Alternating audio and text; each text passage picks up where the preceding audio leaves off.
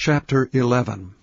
And it came to pass, when Jabin king of Hazor had heard those things, that he sent to Jobab king of Madon, and to the king of Shimron, and to the king of Achshaph, and to the kings that were on the north of the mountains, and of the plains south of Chinneroth, and in the valley and in the borders of Dor on the west, and to the Canaanite on the east and on the west, and to the Amorite and the Hittite, and the Perizzite and the Jebusite in the mountains, and to the Hivite under Hermon in the land of Mizpeh. And they went out, they and all their hosts with them, much people, even as the sand that is upon the seashore in multitude, with horses and chariots very many.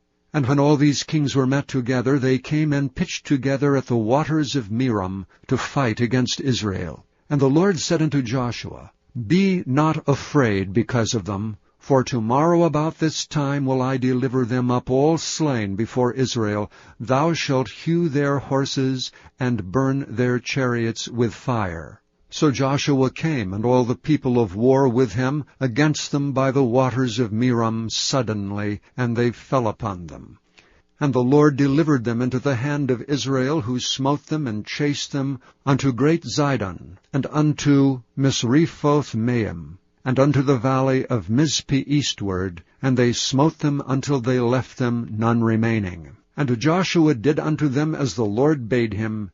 He hewed their horses and burnt their chariots with fire. And Joshua at that time turned back, and took Hazor, and smote the king thereof with the sword. For Hazor before time was the head of all those kingdoms.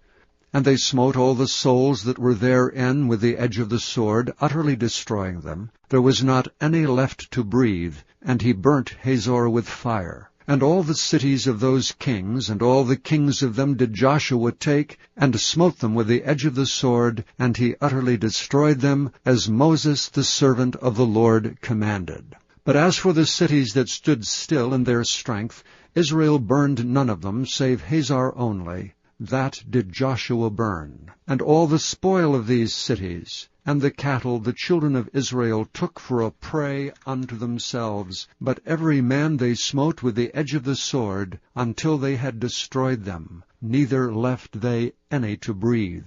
As the Lord commanded Moses his servant, so did Moses command Joshua, and so did Joshua. He left nothing undone of all that the Lord commanded Moses. So Joshua took all that land, the hills, and all the south country, and all the land of Goshen, and the valley and the plain, and the mountain of Israel, and the valley of the same, even from the mount Halak, that goeth up to Seir, even unto Baalgad, in the valley of Lebanon, under Mount Hermon. And all their kings he took, and smote them, and slew them.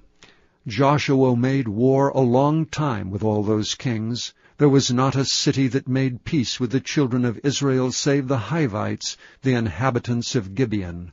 All other they took in battle.